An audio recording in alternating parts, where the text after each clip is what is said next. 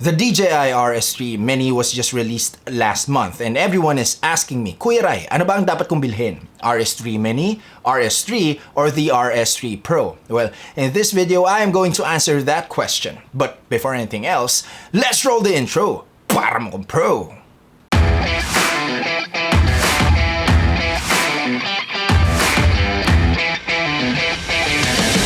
What's up guys, ryanaudencial and puy, maraming salamat po ulit sa pagbalik nyo dito sa channel ko. Well, kung hindi ka man bumalik sa channel ko at bago ka lang sa channel na to, my name is ryanaudencial. I am a filmmaker, a video editor, and a director. And I have been using gimbals since they are in the market. At dahil sa tagal ng panahon na gumagamit na ako ng gimbals, siguro naman ay qualified na ako para magbigay sa inyo ng tips kung ano nga ba ang gimbal para sa inyo. As a modern filmmaker, owning a gimbal is essential dahil napakaraming creative shots ang magagawa mo gamit tong mga to. Now, kung bago ka lang sa industriya, no, as a wedding filmmaker or a creative shooter or a hobbyist, baka nahihirapan ka pang pumili ng right gimbal for you. So today, I'm going to give you my recommendations based on your use case. I have here two gimbals. This is the newly released DJI RS3 Mini, and this is the DJI RS3. And may isa pa akong idadagdag na gimbal sa recommendations ko, which is the DJI RS3 Pro. Pero wala ako nun.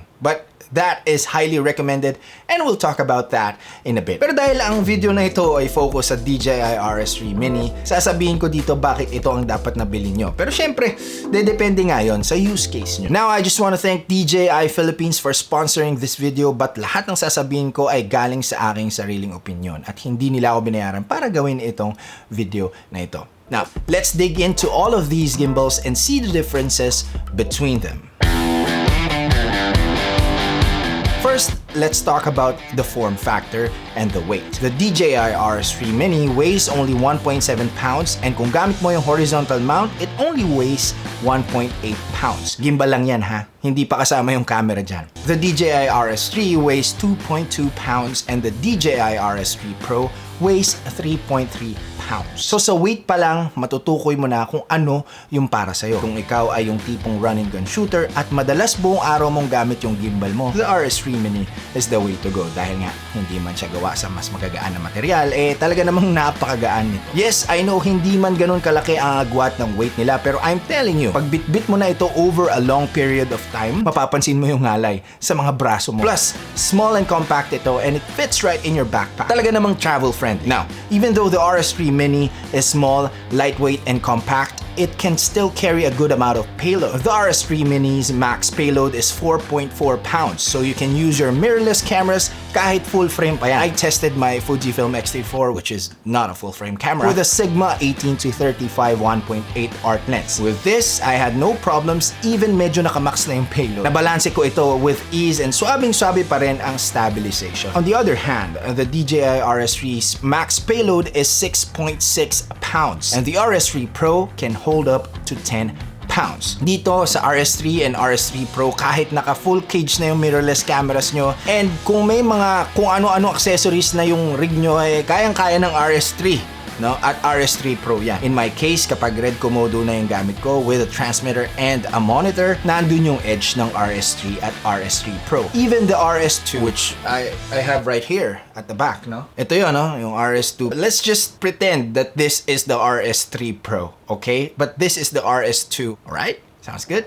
Alright. Sige, since nandiyan naman na siya. I have been using this for more than a year para sa mga heavier setups ko. Imagine nyo pa yung RS3 Pro, no? However, if you are someone that just uses their mirrorless camera with a lens and with no cage, you can get by with just using the RS3 Mini. Sobrang useful ni RS3 Mini if you are outdoors and shooting your travel films and walang kahassle-hassle dahil sa lightweight and compact form factor nito. You can take this anywhere without taking too much space and weight sa mga camera bags nyo. Now, if you're using smaller cameras like a Fujifilm X-S10 or a more compact Sony ZV-E10 or even your mobile phone, mas malaking advantage ang gumamit ng compact-sized gimbals like the DJI RS3 Mini. Walang kahassle-hassle, kapatid.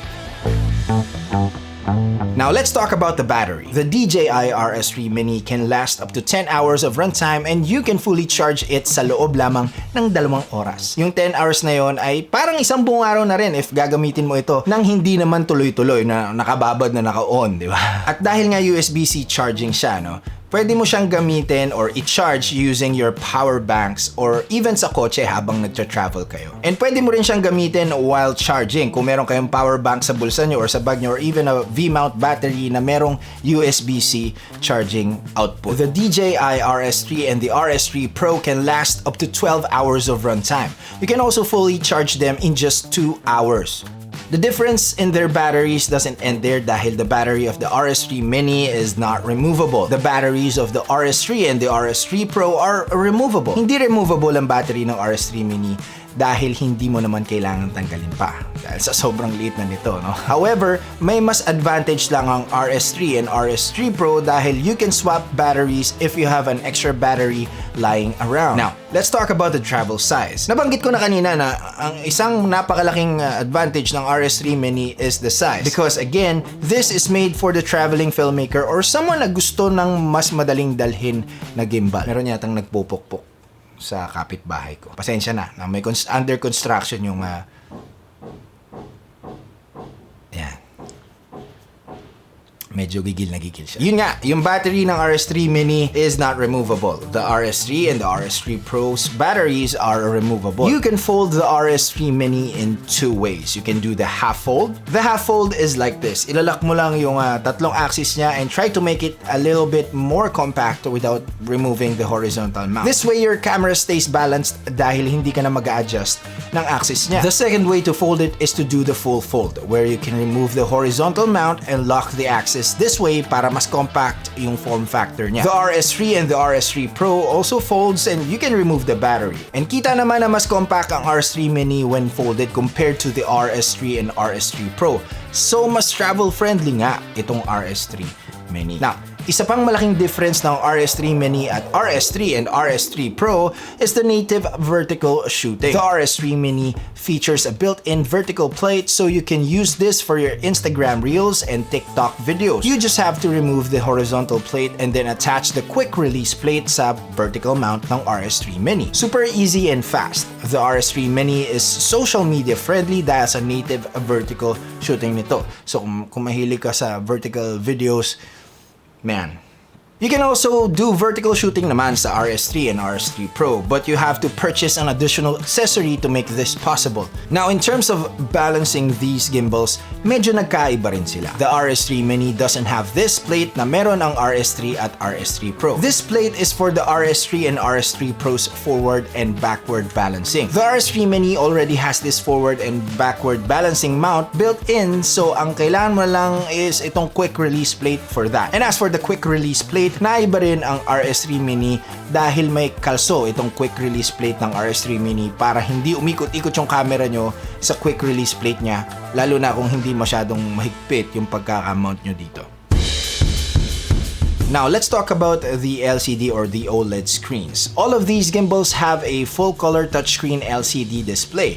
This is where you can tap to adjust the settings and functions. The RS3 Mini has a 1.4-inch OLED display. The RS3 and the RS3 Pro has a 1.8-inch OLED display. Next ay yung buttons and switches nila. All of these gimbals has a joystick that can control the axis, a mode switch to quickly switch between customized modes, and a record button that start and stop camera recording. They all have a wheel at the back to control different modes. The RS3 Mini's wheel can control the digital zoom and the axis. The RS3 and the RS3 Pro's wheel can control the digital zoom or axis or your focus motor. They all have a trigger to enter lock mode, recenter the gimbal, and even switch to selfie mode. Speaking of switches, the RS3 and the RS3 Pro has a quick switch here on the side so you can enable your preferred follow modes without having to toggle them on the screen. Now, let's talk about the connectivity. All of these gimbals have this Bluetooth connectivity, and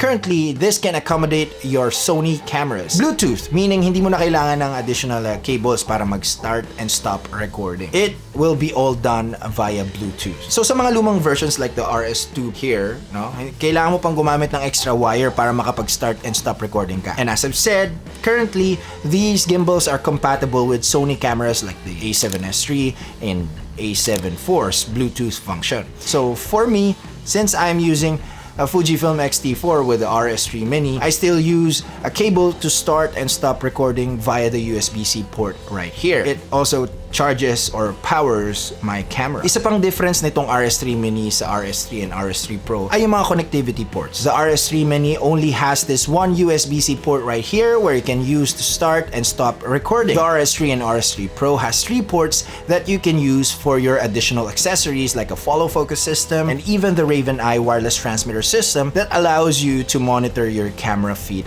wirelessly. Since the RS3 Mini has only one port, mas advisable na ang gamitin yung camera ay yung may magandang autofocus capabilities. Meanwhile, the RS3 and RS3 Pro, since they have more ports for your additional accessories, mas suited ito sa mga mas professional cameras na may manual focus lenses and build this out for a more professional use like a 2-person setup where there's this one guy holding and operating the gimbal and the other guy is pulling focus for you.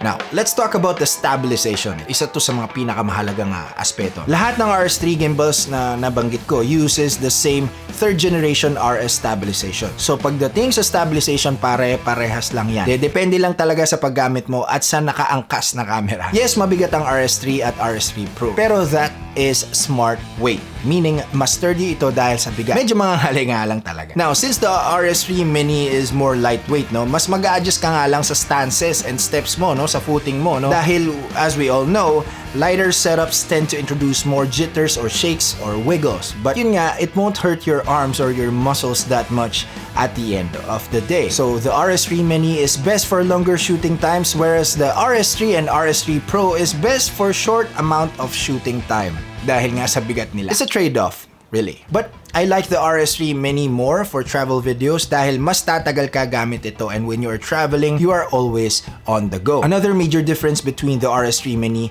and the RS3 and the RS3 Pro is the automatic axis locks. The RS3 and RS3 Pro features automatic axis locks, meaning the gimbal automatically locks its axis every time you power it on and off. This is super convenient when you are on the go and you don't want to fiddle around with these small axis locks. This way, your gimbal will be safe while traveling and you won't have to rebalance your gimbal every time you fold them. The RS3 Mini has manual axis locks, and for me, that is not a deal breaker because I prefer manually locking the axis every time I'm setting it up or packing it down. You can still keep your gimbal and camera balance when you do the half fold. Now, if you do the full fold, you may need to rebalance your camera every time you are ready to shoot.